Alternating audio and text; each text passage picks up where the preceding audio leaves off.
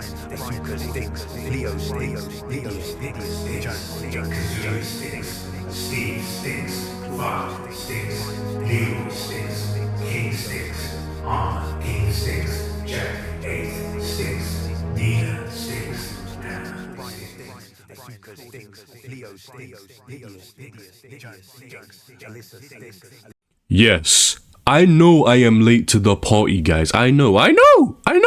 When am I ever early to Tekken updates, bro? We supposedly got some Season 3 information recently on some changes that are going to go down in the new season, which at this point honestly excites me as much of the prospect of peaches sitting on my face. This is the face of when you find out that you have 4 STDs and I have a parasite.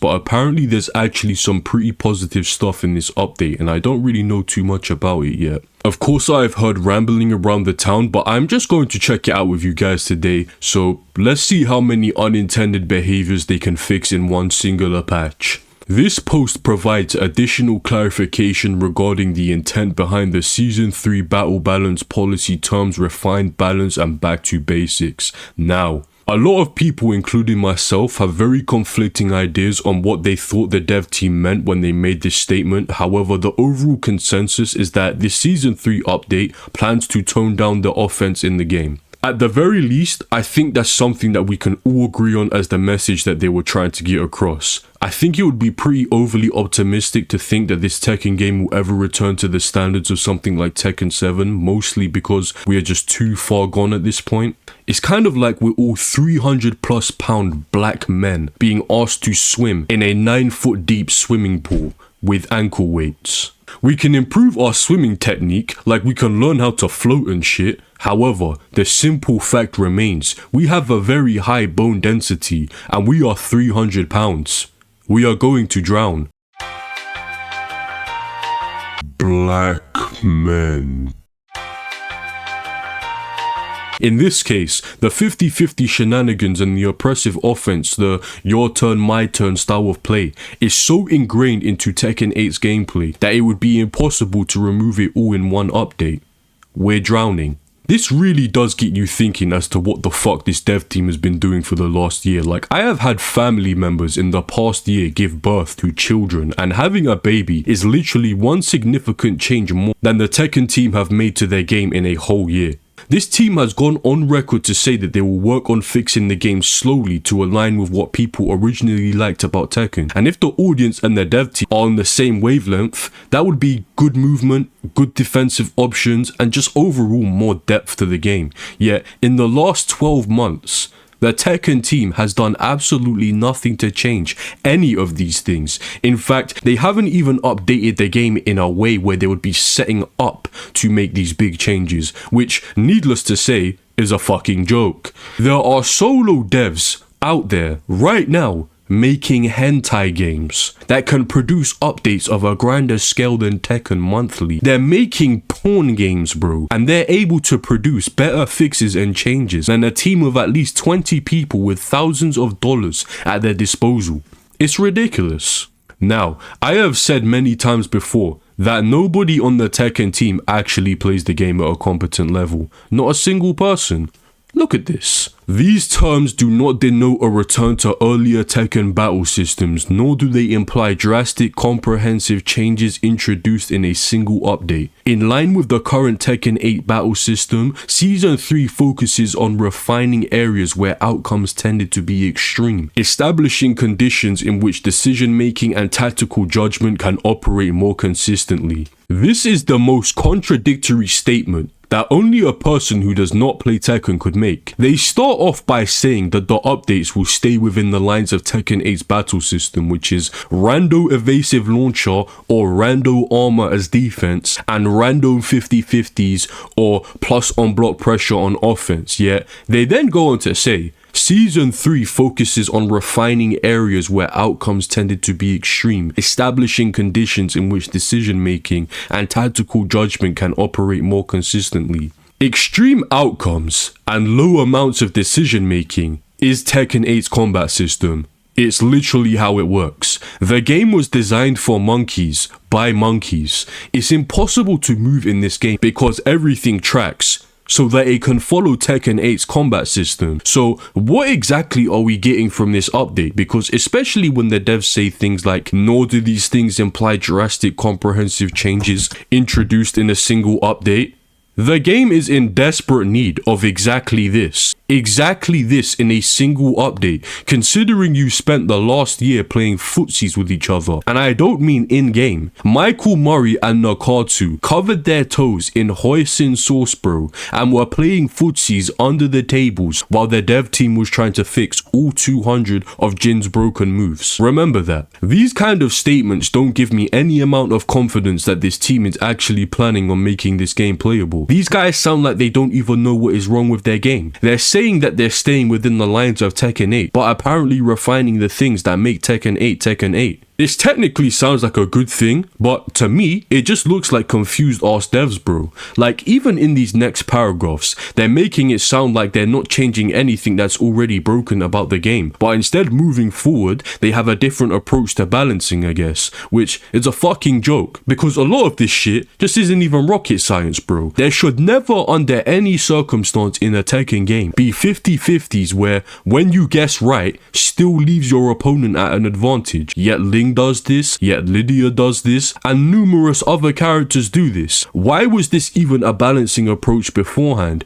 What exactly did you see to change your minds as Tekken devs, where you had to draw a line? And if you are aware of these things being broken, why would you not be making huge changes that shift how the game works in a singular update? Because you already know that these type of things cannot be in the game, right? We just don't know what these devs are thinking, bro. They say they can't guarantee changes that are going to drastically change how defense or offense work, yet, spoiler alert guys, there are updates listed here that just do exactly that. So, I just don't understand what the point of this whole paragraph here is. It's just a waffle, bro. I don't know if this is some type of way to reduce like expectations for this patch, so if it flops people complain less and it doesn't affect their game sales. I'm not really sure. This sounds like a bunch of waffle, bro. I don't know if this is just me hating, guys. But anyways, let's actually look at these changes. I've been rambling for a while. Removal of wall splat following heat smash hit.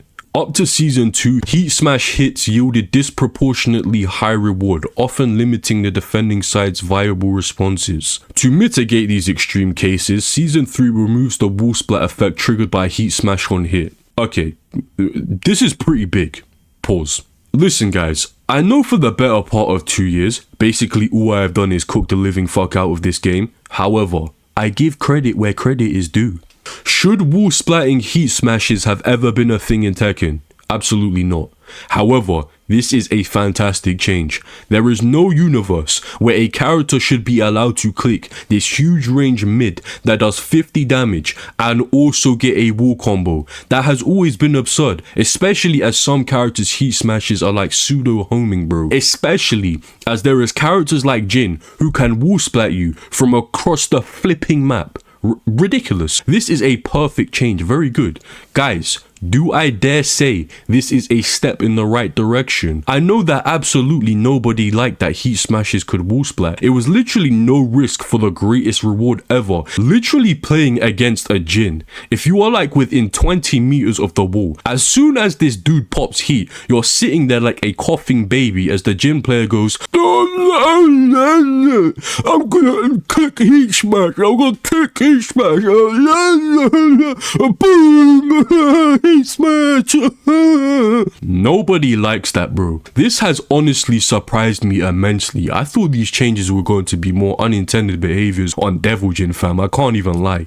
But you know what? Now I'm thinking about it.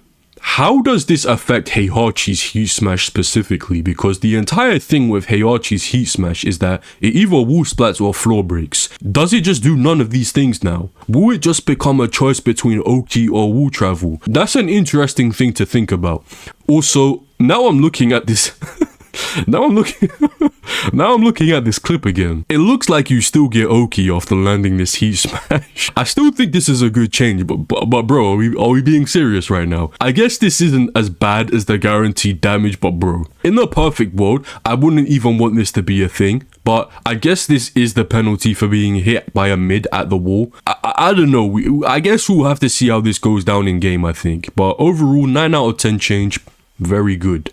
In fact, I would say that this was a 10 out of 10 change if you subscribe to the channel right now. Bro, I know you're falling for these every single video. Don't even lie to me, guys. Don't even lie to me. If you like the video, if you like Tekken content, or Street Fighter content, or any other kind of bullshit I decide to post on this channel, remember to like the video, remember to subscribe, and let's get back into it. Revision of character specific power-up states and heat. Up to Season 2, if the activation of heat also granted a character specific power-up state, the power-up remained active even after heat ended. This enabled players to continue applying strong pressure derived from the power-up beyond the duration of heat. In Season 3, character specific power-up states will now conclude at the same time heat ends. Okay, so I'm 50-50 on this change, not because this isn't good. This is definitely another great change. The issue I have is that they could have done more. And of course, there is still the actual Season 3 update, so they could very well still do more. But in my personal opinion, I think that characters per round should either have access to heat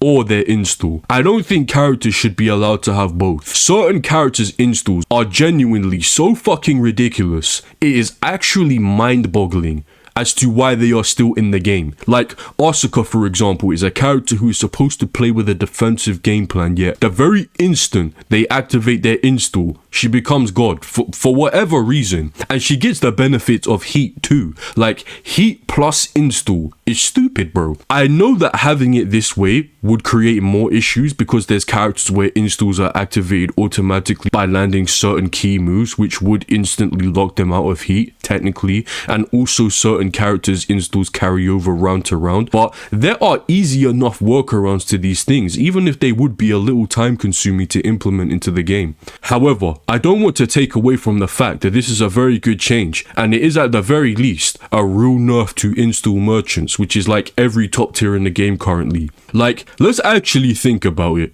Brian's install, straight autism, bro. I don't think Anna has one, right? Asuka's install, straight autism. Clive kinda has an install. Claudio's install, straight autism. Lydia has an install. Heihachi has a one-time install, but it's like egregious. And that's just some characters, bro. Even someone like Leo, silly install, bro. I can't lie. Installs were obviously too good. We've been saying this. They got nerfed. Get fucked, Claudio players. The thing with these little sneak peek updates is that when we get the actual character adjustments for Season 3, these changes could look significantly better or significantly worse. Because think about it like this. If they do individual nerfs, like Asuka, for example, her buffed install moves get a nerf, add to the fact that this universal install change has been implemented, the universal change looks a lot better. So what I'm really saying is the Heat Smash nerf and this install nerf kind of seem like middling to good changes. However, depending on how they nerf characters individually, if they do that at all, these changes could look even better going forward, but we will just have to wait a bit. It's also been mentioned that this game will be getting its own Discord server and website where players can go and actually report issues, and I know beforehand I said that I would give credit where credit is due. However, this was something that was so ridiculous to not have for this whole time that they will be receiving no praise from me. None. How can you create a game in 2024, I think it was, that has literally not a single way of reporting bugs, exploits, or cheaters other than going onto Twitter, which is already a bad decision to make during the day, and tweeting Michael Murray, who has 90% of the player base blocked? Do you know how insane that is? Do you know how insane that is? I'm not going to talk about this anymore, bro, but I guess this is something that's there now. I'm not going to talk about this anymore, bro, but I guess this is something that's there now. And there were some ranked adjustments, like a Season 3 reset, whatever. Who really cares? I'm probably going to be a till rank when I boot this game back up. Overall, I think that these changes are fantastic. I think that if we are to look at these changes and forget about a Season 3 update for a second, I think these do their job in lowering the power of offense by a pretty fair amount. It definitely reduces the power of heat considerably because Heat Smash is essentially just a 50 damage move now. That's like 14 frame punish kind of damage, so it's definitely going to make the player be a little more thoughtful on how they should use their heat, kind of. One thing that they didn't address for the reason that it's probably character specific, is how heat smashes now act on block. Because there are so many characters in this game that get free mix-ups when their heat smash is blocked. And that is stupid as fuck to me. It's something that I will never understand. This is a thing that just needs to be removed from the game entirely. Like, even if you want to make it so these moves are like around +1 to +3 on block, I would be willing to hear you out. 50-50 on block is actually just autism, bro. It should not exist. So for heat smashes to be fully nerfed, this would also need to change.